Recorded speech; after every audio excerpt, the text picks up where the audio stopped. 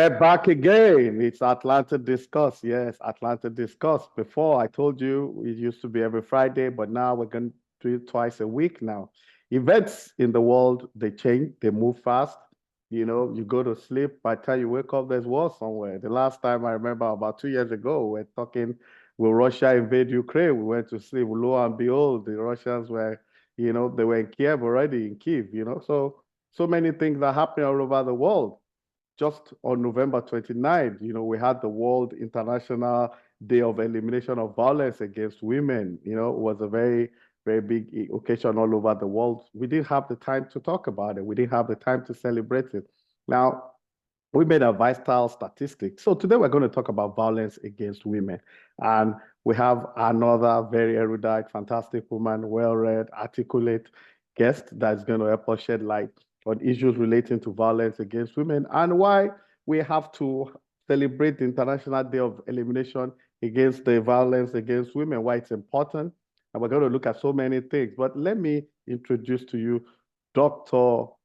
Marcellina Oparaoji to Atlanta Discuss. Welcome, Dr. Oparaoji. Thank you, Ade. Thank you so much for I hope inviting me. I pronounced the name very well. You did wonderfully well. Thank you. Okay. That is rare. That is rare. They pronounce it any which way, but you did well. Fantastic. Thank you. Yeah. She's the first time out on Atlanta Discuss, and definitely it's not going to be a last time. It's been very busy. Yeah, I've been trying to get her for like 3 months, but the timing is fantastic because the World Violence Against Women was just November 29th. So it's a good time to talk about violence against women. So Marcellina she's a certified clinical research professional, for over 3 decades. That's over 30 years. Has been involved in clinical trials, process in early drug development across diverse disciplines and therapeutic areas. She's well experienced in drug devices, plasma, vaccine manufacturing, etc. She was one of those people that was very busy during COVID, that saved everybody's life, field-based, on-site, digitally, and in small, medium, big pharma, CROs, and biotech, as well as academia. She is a very, very busy woman. She also delivers clinical trials, research-related seminars, workshop, face-to-face in the United States, Europe, Africa, all over the world. She's there, as a certified education and human development and leadership training expert. She currently coordinates and facilitates a global senior level quality leadership development program / academy for our employee. That's in a major international pharmaceutical company where she works right now. So she's clearly astute, clearly, very educated, the type we like at Atlanta Discourse. Marcellina's hobbies include reading, writing, dancing, music, traveling, mentoring, which I know without even saying that, I know she mentors people a lot. She's committed to philanthropy, working and empowering youth. And she wrote a book titled Raising an African Child in America from the Perspective of an Immigrant Mother, So, I mean, it's a must read for a lot of people in the diaspora, not just for the men, but from the women. But that perspective is what the effort. And she also has a podcast that discusses impact on society and cultural changes. That's the Village Meeting, the Disco Village Meeting. You can check that out also. So she is married to Professor EDC Oparaoji, and they are blessed with Edward Jr. Oparaoji, who is also a doctor. So Marcellina Oparaoji, welcome to Atlanta Discourse. Thank you so much, Adebalogo. I am so happy to be here. I bless the day we met, and I got to thank Mr. Peter Obi, who came around to say thank you to the region where we are, to people who helped. And I'm also grateful to Professor Pat Utami for coming to our table to talk to us and take a picture. That's how we get to start talking. So it was fantastic. Yeah. Trust me, I have a nose for the kind of guest I want. So the way we started interacting, I know she's a thoroughbred person. So It's on good I never violence, go to such rallies. That was my thought. I always deal from the background. And for whatever reason, my sister said, go and see what, say hello at least. And being a family friend, I wanted to be there. So it worked out fine. thank God you came. Yeah. So let's go to the business of the day. We go for the jugular straight up. We're talking about violence against women. So we're going to look at the definition and the prevalence of violence against women, especially in Africa. We needed to define it, tell us what really is all about. We're going to look at statistics and trends, consequences and impact, prevention and intervention, challenges and solution, personal experiences and insight. So I know you are an authority on it. But the first question I'll ask you is that can you explain the WHO, that's the World Health Organization definition for violence against women? Because there's some things in the third world people take very seriously, and in the third world people take for granted. So what really is the definition for the violence against women? Women, over to you. Thank you so much, Ade. I want to promise you one thing before we go, because I know I'm trying to set up by adding to your time. If we don't get to the end of this by the time allotted, I promise you to come back and continue on this topic. How about that? No problem. Okay. So you rightfully mentioned, not too long ago, we observed an international day for the elimination of violence against women. And the reason why you and I decided to talk on this, like you rightfully mentioned, is that it's done. We observe these days and they go by, and everybody sits back and waits for the next observation day. But nobody stops to ask, what is going on after that? What is being done to really eliminate this? And our talk today, I'm not, like you said, I'm not really an expert. I am just one of those curious people who try to listen into and cue into what is going on. So that's where my interest lies. The World Health Organization, who decided that this is a very important topic, as well as the United Nations Women's Group and all the other tributaries of those areas. They considered it an important topic that they coined a definition for it, and I'm gonna share that, and I'm gonna quote from them. They defined violence against women as any act of gender-based violence that results in or is likely to result in physical, sexual, or mental harm or suffering to women, including threats of such acts, coercion, or arbitrary deprivation of liberty, whether occurring in public or in private life, end quote. So this is really big, all-encompassing. That's the definition from the World Health Organization. Yes. Oh, wow.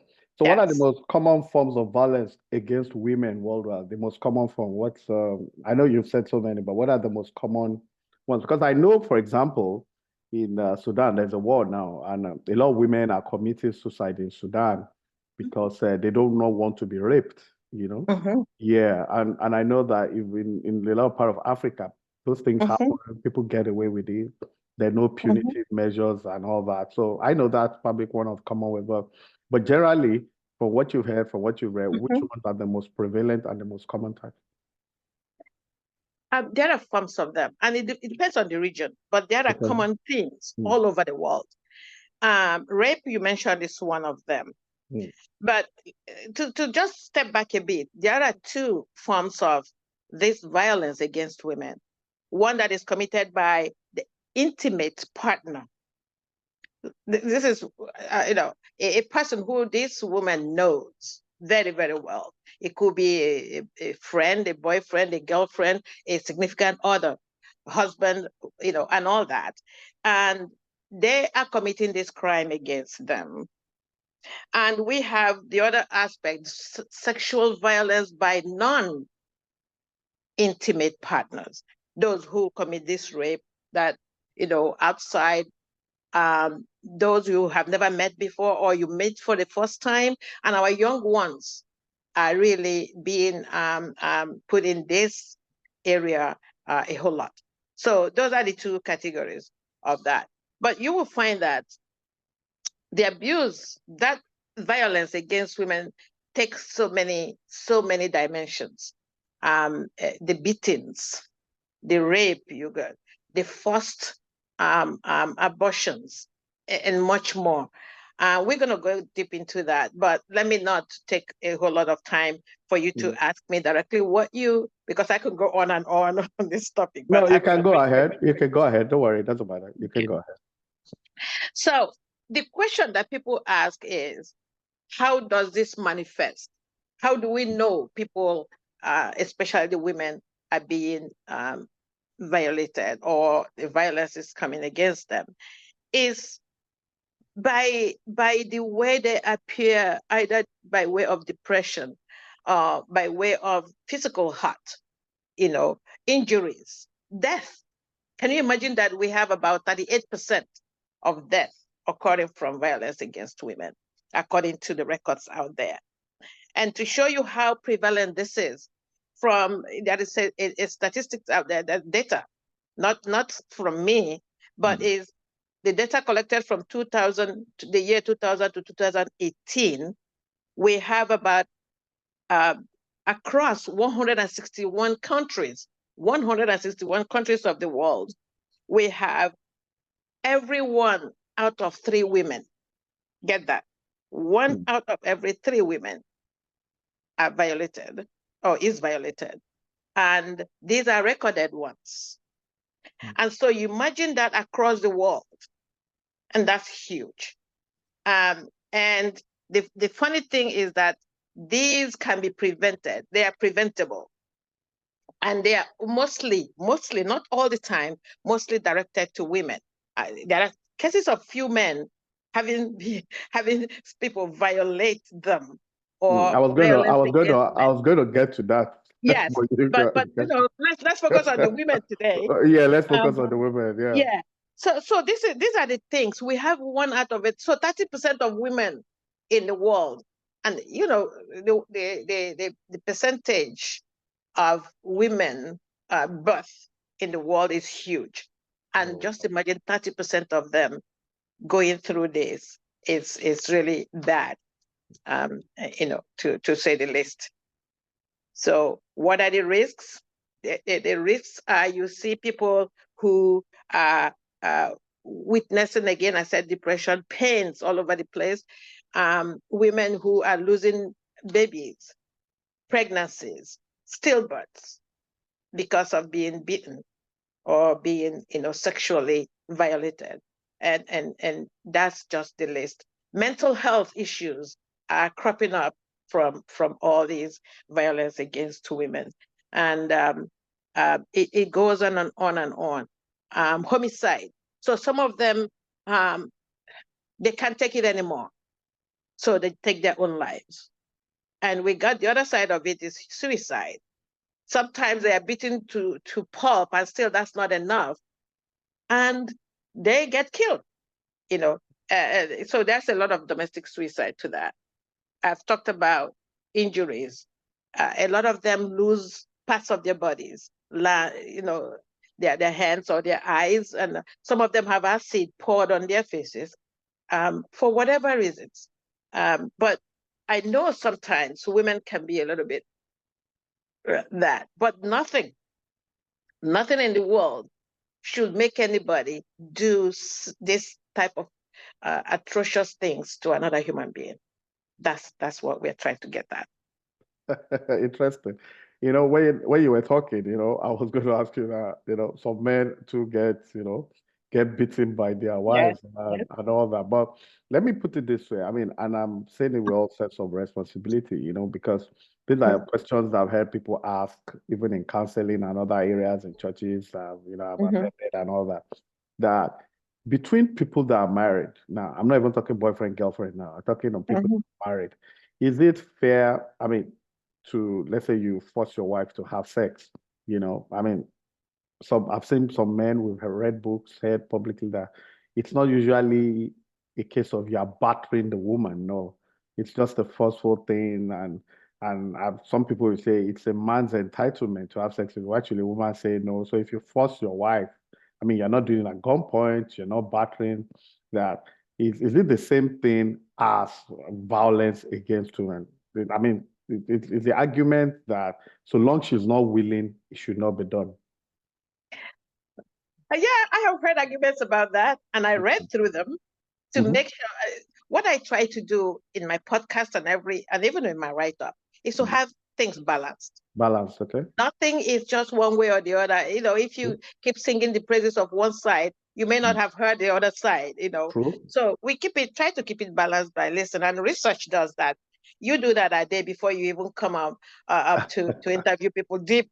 So one of the things that I like about the way my thinking is may not be perfect for many people, but because I have a lot of young followers, they don't like the untruth. So I try to do a research and give them the truth, as against the fake. And the truth sometimes is bitter, but you got to dish that out, to go with and let people, and I see that they come back to ask auntie questions because I have told them how it is. Raw, good, bad, and ugly. So to your question about whether it's forceful or not, I always tell people, put yourself in the other person's place. If you were the wife or the girlfriend, we're talking about wife and husband, would you have loved your wife to force you? So we see that on TV sometimes, the movies, where even the woman is the perpetrator trying to get sex from this guy. And the guy is saying, no, for whatever reasons. And, they know how it feels. So who am I to say that a woman should deny a man their right, what we call the right? I don't know if it's a right, because if it is a right, it's for both, sides of the sexes. Okay. But to what extent you have is it all boils down to discipline. It all boils down to discipline. Remember, if your wife was sick or just had a baby or, is suffering from cancer, for example, or one of those diseases, would you force yourself on this person? It's a compassionate thing. You got to be compassionate about the other, or passionate about this person's well-being or welfare for you to force. So no is no. Yes, I have heard that people say, women, their no sometimes is not strong enough, but women also have the really strong no, and you got to respect that. And so when you say, is it a right or not a right? I'm not an expert on saying that. It's a mutual thing. But when a woman, being a woman myself, has said to you no, even the husband, look into it. There is some other issue. Because everybody likes pleasure, but when somebody is saying to you no, look into it. Don't force yourself, because it ends up not being bringing out any good omen. Let me tell you that. Absolutely. Yeah. Because I know that, I mean, based on what you said, the percentage of men that will say no to a woman making advances is almost like, it's almost like, yeah. Some of the issues, the circumstances where these are asked. Women are also romantic beings. It depends on how you treat them before. When they are saying no to you, what approach were you coming with to them?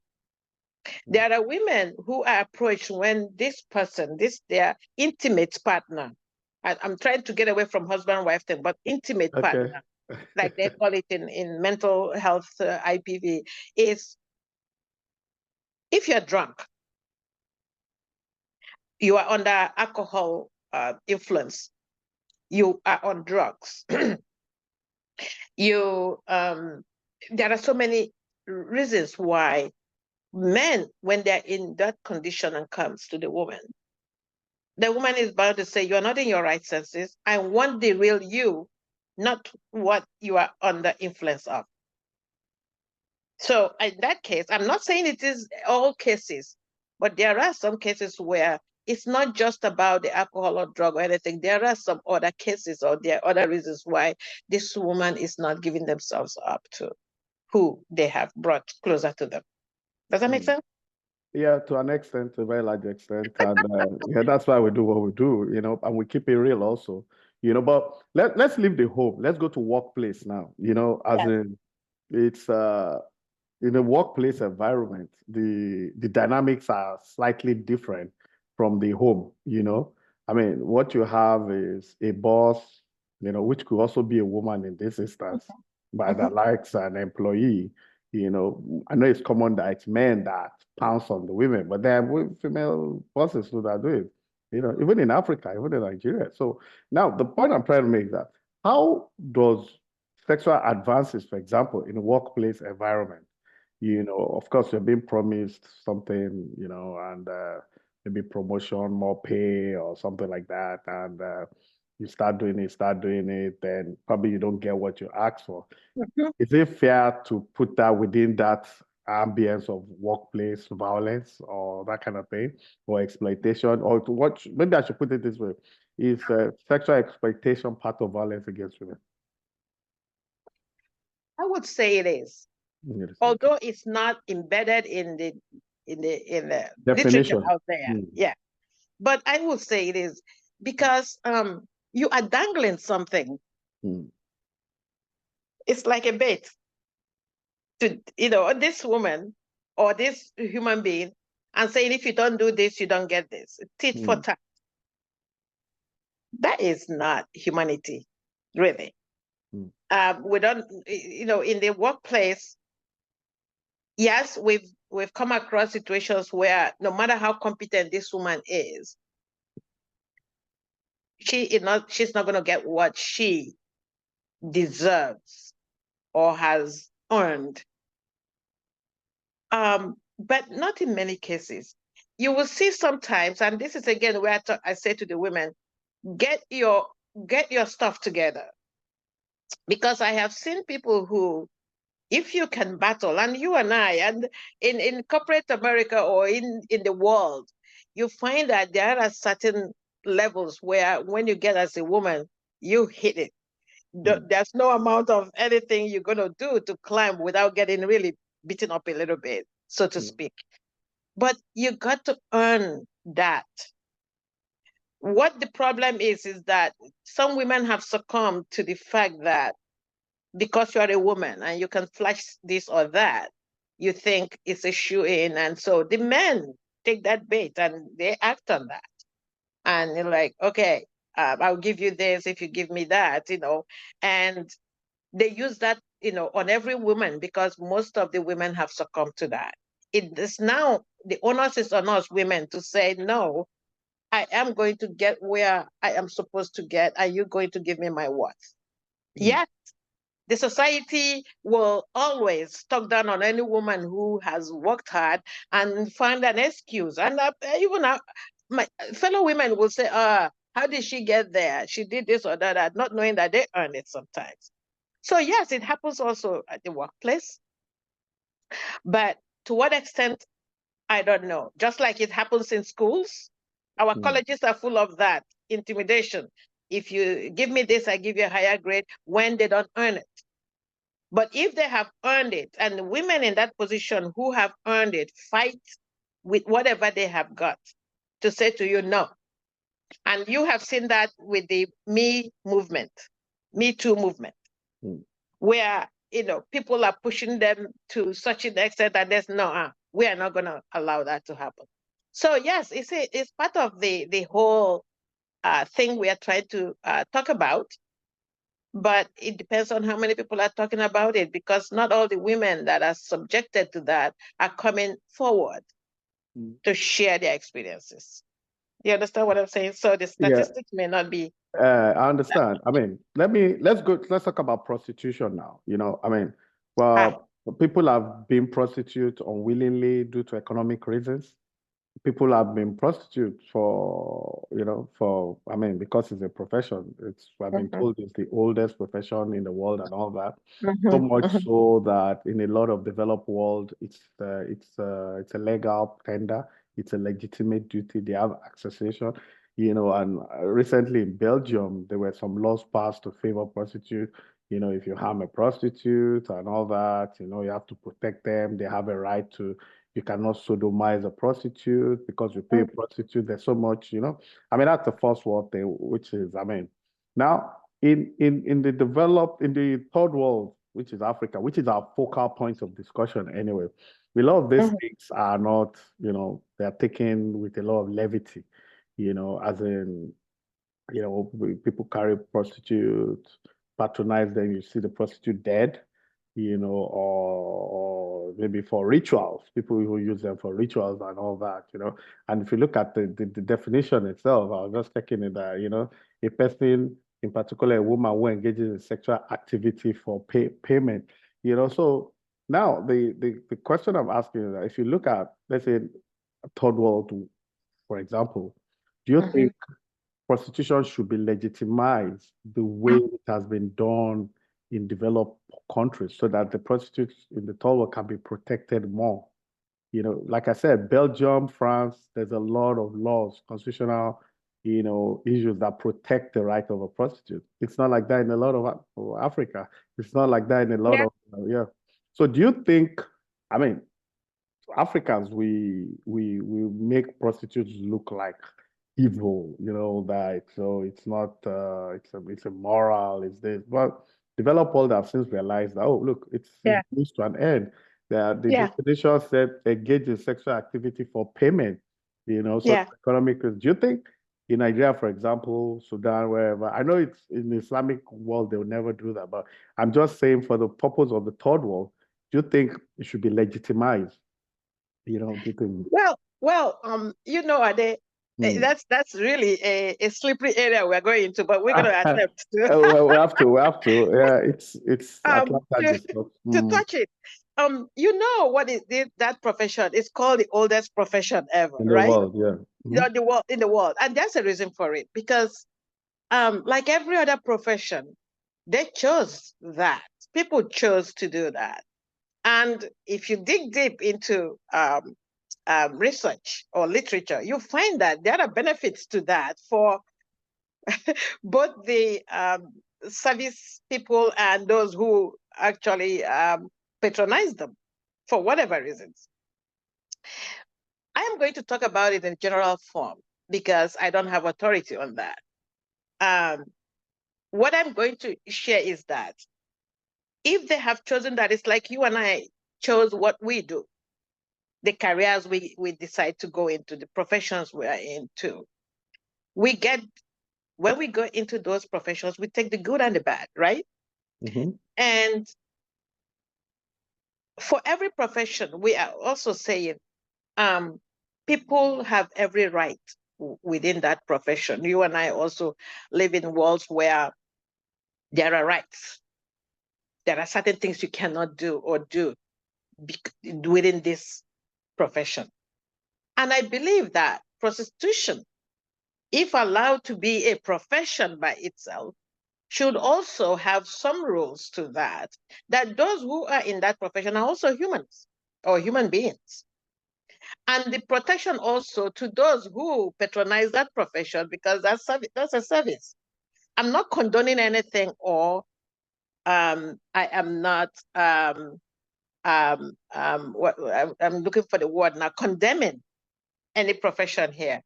But yes, there is also violence in that case, because some are doing that profession unwillingly because of hardship, like you say, especially in third world countries. But that's not a reason to really kill them or commit violence on them. Like any other profession, they are trying to eke out a living.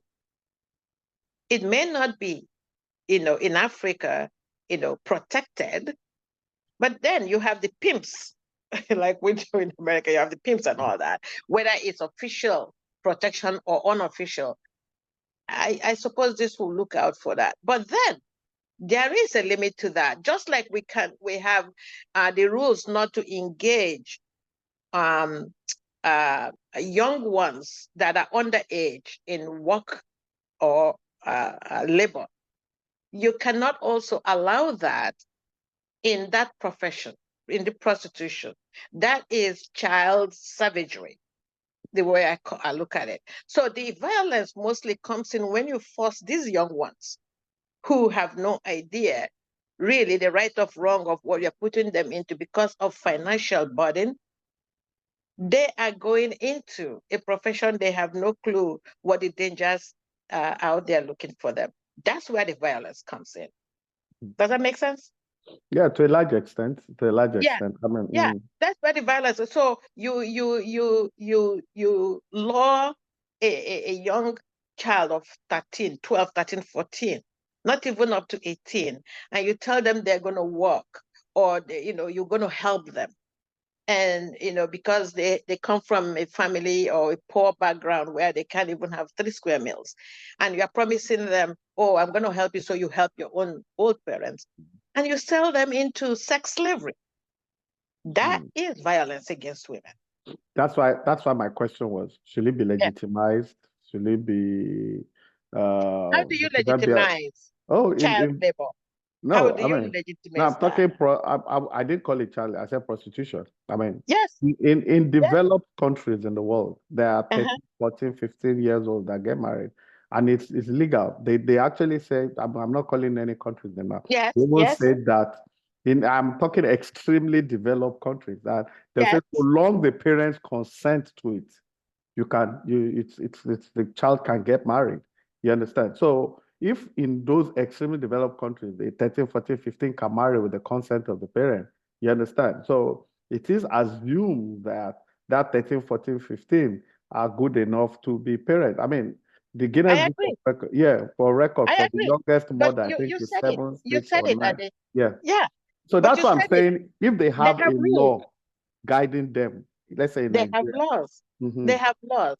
or they have an association like ICANN, like Yes. like a Nigeria Labor Yes. Congress, like a Nigeria Bar Association. So the Nigeria Yes. Prostitute Association, for example, they have a Yes. president, they have a charter, and they have a law saying for you to be a prostitute, you have to be insured. Like the minimum for a car in Nigeria is third-party insurance. So maybe in prostitute you have premium or something. So if anything happens by virtue of any interaction or business dealings, your insurance cover for you understand? I'm just my 10 kobo here. So let's take that. Let's take in bits.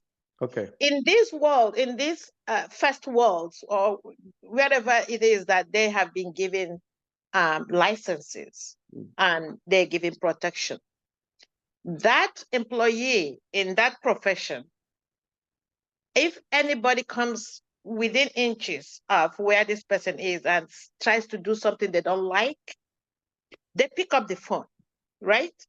They call anybody because they have that right. It's been stated. Okay? And they pay their whatever it is. Unlike in the third world countries, not all the third, some areas where there is no rule. There are no guidance, no protection, nothing, that this person has no right whatsoever to even pick up a phone to call anybody to say, hey, my rights have been violated on all that. We don't have that, at least I don't know in Africa where we have that. So it's to me, when we compare professions all over the world and we say prostitution in for example, in our country, Nigeria, I don't know if I have ever got across any body or agency that is protecting any of these people in such professions. So when you talk about that, that's a whole lot of abuse going on, because somebody walks in and has a word of naira, and they will do whatever they want with you, and they walk away because there's nobody guiding. So in that instant, I'm calling it there is violence going on. I don't know if that answers your question, but yeah, I mean, just I remember that understand. I'm a prostitute and you can treat me whichever way. That is not part of humanity or human rights advocacy. That's where I look at it. Yeah, the point I was just making is that, I mean, it's the oldest profession. It doesn't look like he's going anywhere. You understand? It looks like he's very much here to stay, bar the world ending. You understand? So, and if you look at it there statistically, you know, a lot of them, especially not just in third world, all over the world, get killed, get savaged, get injured, get raped, and all that. You know, apart from war, prostitution is one of the areas where there's a lot of violence against women. So what I'm just saying is that because we're talking more emphasis more on the third world, maybe if it's legitimized, you know, there's an act of law that protects them, they are insured. If you are told, for example, if you have a prostitute license, part of the process is you must have insurance. So if in case anything happens to you, I mean, if you die, for example, maybe your family gets paid a token or something, you know. Anyway, don't worry, let's talk too much about that. There's so much areas to cover. Let's talk about prevention. I wanted to say, don't the worry. major violence against women really, the impact is more on those who have partners, intimate partners. Yes, a whole lot. But you know, we don't say it's not reported. But there are reports out there. Let me share some statistics with you. Please go ahead. To show you how big this is all over the world. Go ahead. Did you believe that in places like the Western Pacific, there is 28% of violence against women? The high-income countries and Europe, 22%. Places like the World Health Organization regions of the Americas has it like 25%. Mediterranean area or region has 31%, while African region and the East Asia, Southeast Asia region have as high as 33%. And you and I know that in Africa, the 33% is really low, reportedly. There are so many cases where the women don't even open their mouths to tell anybody anything. And that's where the issue is. So where you have this rampant high percentage, we're not talking about 10 or 12 or less than 5, 20, more than 20% to 30% of violence. That's a whole lot all over the world. Okay. Oh. So coming to Africa, we mentioned there was a case where an African police officer came home from work and asked for food. The poor woman served the food and there was no meat. And he demanded meat. And the poor woman said, there's nothing in the house. There's none. And she was beaten to pulp. Oh, wow. After 5 months, wow, she died on her 28th birthday. Wow.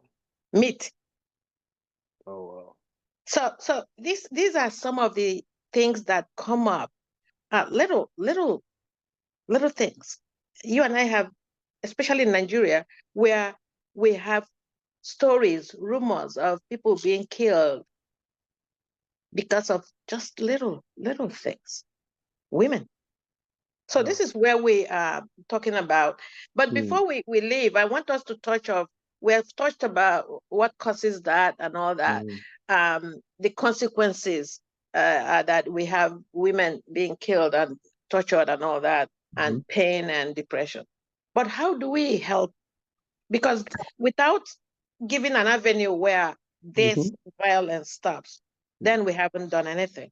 That was going to be my next question, actually. I wanted us to talk about prevention and intervention, but I was just checking out some statistics, and now it says in the US, 1 in 4 women and 1 in 7 men experience physical violence by an intimate partner in their lifetime.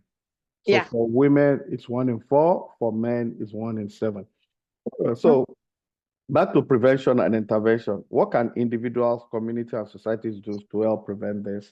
And if there's any other thing you want to tell us about prevention, please, you have the floor. Yeah, there's nothing much that can prevent You said it when we talked about prostitution. Is there for life. For life. But in violence, we can curtail. So when even World Health Organization use the word elimination, I don't think that will eliminate, because of the human nature we are all born with. In Africa, if we talk about Africa, for example, in Nigeria today, the burden on our males, the economic burden, adds a lot of fuel to home situations. You're going to agree with me that today I was sharing a thought on my write-up today on social media about the cost of a bag of rice, 150,000 naira. Oh wow! And you have a man who has maybe 3-4 kids in the house, and everybody's looking, how do we do? Christmas is around the corner, or Hanukkah, or Kwanzaa, or whatever it is that people celebrate. How do you figure? And they come home, you're looking at them, he may not have a job. So that pent up anxiety and all, it transfers sometimes in the home. Yeah, sometimes the women, somebody said, we are gifted with a mouth.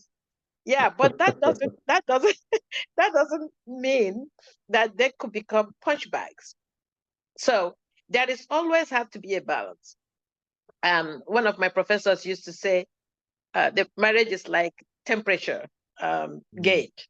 When one of the two is hot, the other one should go cold, like that. So in such a situation, the man is under constant anxiety. What do? Children have to eat. The family has to eat.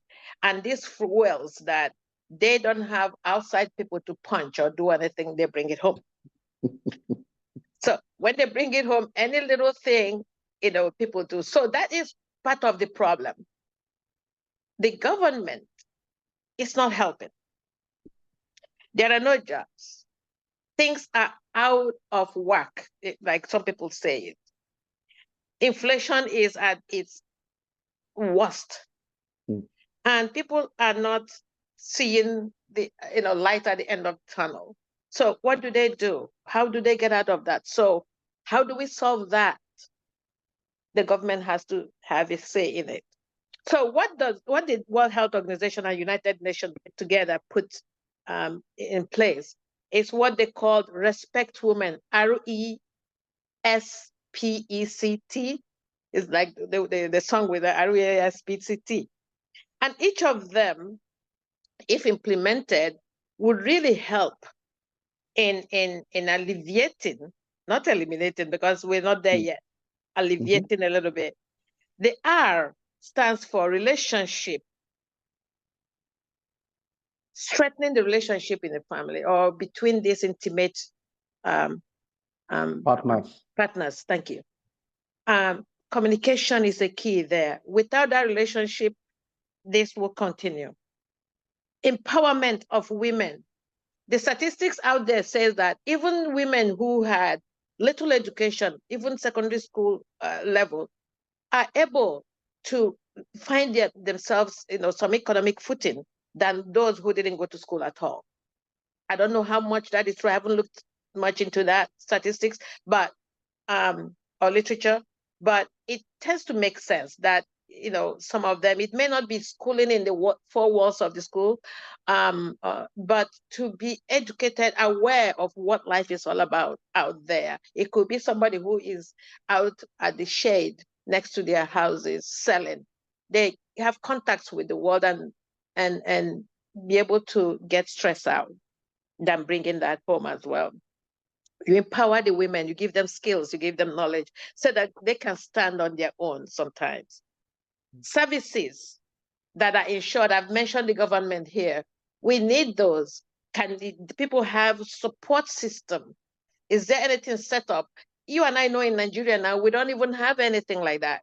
I have never come across that a woman who is going through violence with their intimate partner has somebody to call, except their fellow humans who may not do anything for them one-on-one than to maybe bring them out. But in the rest of the world, where you were talking about people having their rights, they have set up shelters where women will go temporarily or permanently, as serious as the case may be. Poverty reduction. Some countries have decided to give women some money. You and I know some countries that pay women to have who are having babies. That is to make sure that they are having something for themselves, not waiting on their other partner all the time.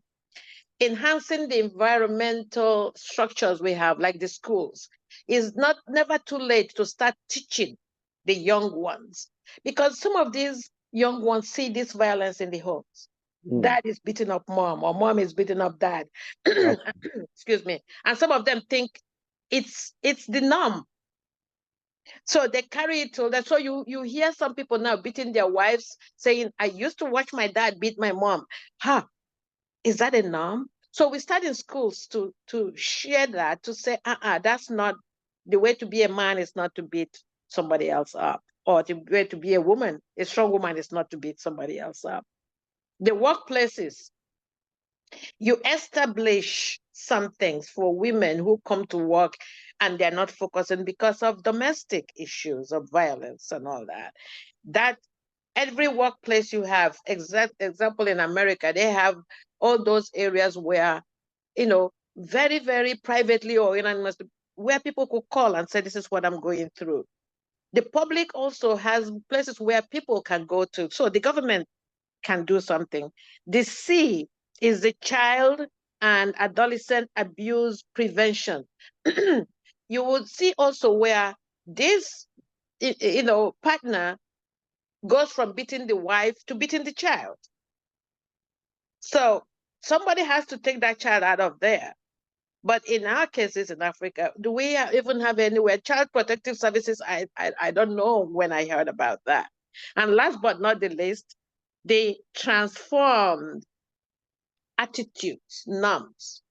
You and I come from culture, African culture, that is strong and believes that the woman is so inferior to the men and all that. They have to be really, really, really submissive, not just being a partner. And that carries, because in actuality, the literature out there is saying that women are not really asking for equality. They are asking to really be part of the world that the men live in, by giving them their own little space to thrive. But some norms, some cultures take it so far that you don't even get women closer to any decision making. They forget that the woman is the mother of the world, actually. So that is the respect that the United Nations and World Health Organization have put together. And women are pushing their own causes also to say, hey, we have taken this enough. We don't want to do that anymore. So, and in Africa, let me give the credit to two nations. Rwanda has started and has established, and this is manned by women trained to sense sexual abuse, sense intimate partner abuse, and they come straight to them and they investigate. One thing I want to mention is that none of these cases is jumped on without thorough investigation, because people can cry wolf. So they don't just go looking for the man who perpetrated this. They will investigate to make sure that really happened. So the Rwandan government has set up something that really is taking this into consideration. Burkina Faso has established something, and it really has gotten results. Because one of the areas that women are being violated is the what do you call it now? In the man is the circumcision, but the woman is the vaginal, VFF. Yes, thank you for saying that. My brain is gone now. So that aspect is now curbed in Burkina Faso, because there are institutions established so that those vaginal mutilations will stop.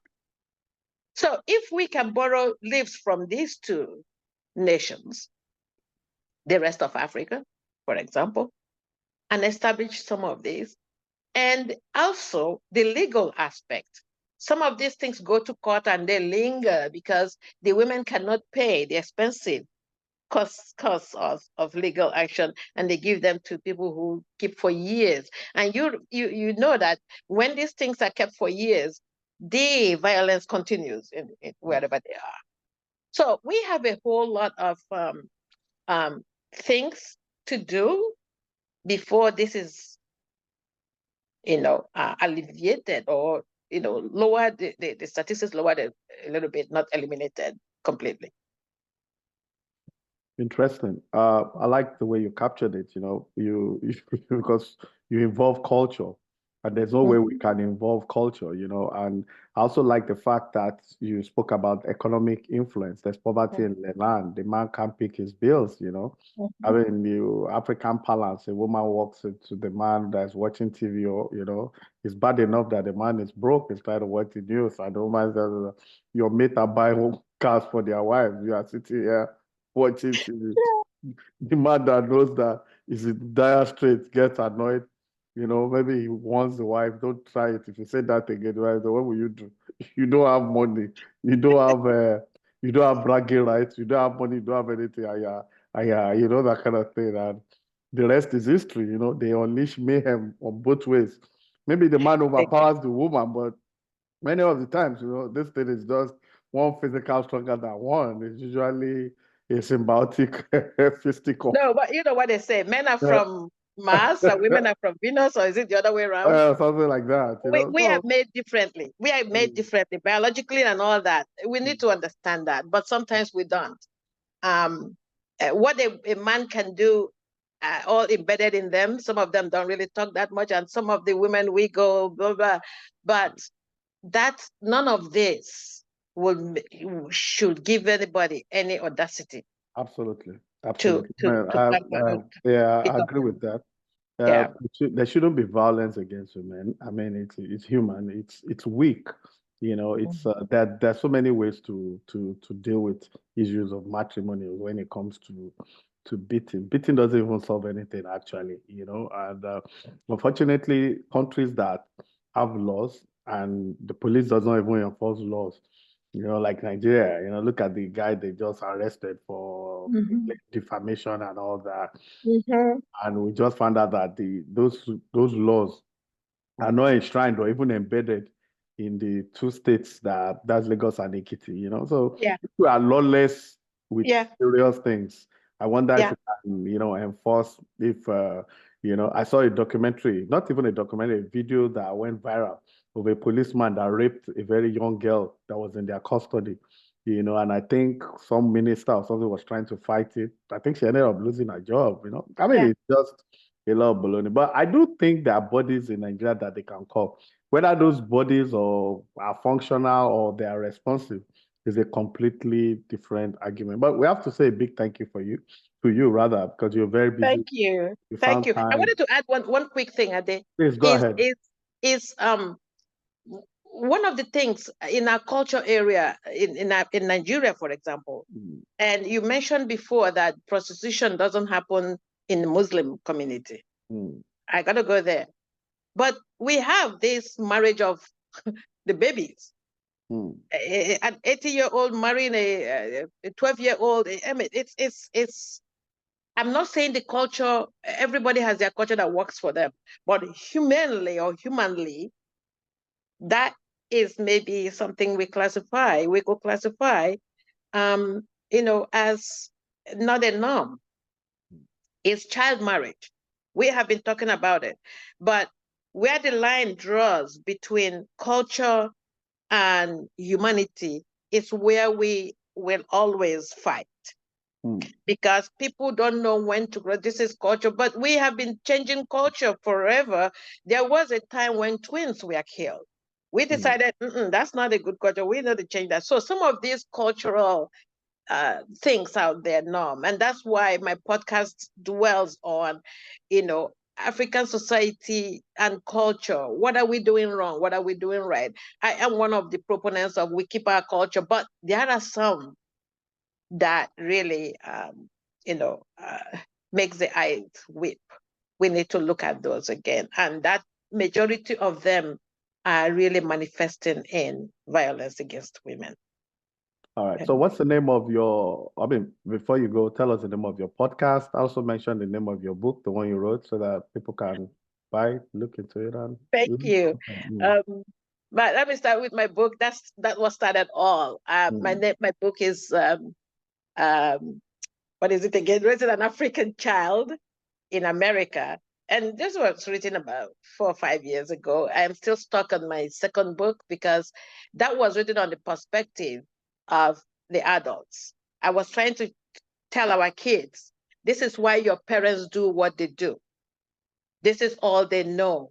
When they say don't go into that mall with your friends, listen, because the person that will pick something and they put in their pocket is going to be you, and you end up having a record before you have any other good records. And that is a small book. And I say to people, each chapter can make a book. And that's the way I know it. It's a small book. You can finish it in a day or two. But it's an awareness because I've watched kids, our young ones here at Crossroads, fighting with all kinds of culture. So that's the book. The podcast emanated from that because I was being invited to a lot of talks about these young ones and the women. And I think listening to everyone found that we have a long way to go on certain topics where we are crossing all over the place and we are not focusing on what is ours. My parents always tell us, take the goods from where you get it and let the bad go. Our children, for example, our hyphenated children have the choice of picking the good everywhere and letting the bad go. But we, the adults, we are not directing them. We are focused, we are narrow-minded sometimes. We don't see the world they are in. So that's the nature of my podcast, sharing with them a whole lot that we do and we know. And it's called In Disco's Village Meeting. I set it up in a way that, let's talk. Can we talk? What is it about us? And then what you see there is sometimes a summary of what we talked about. And there are some interviews.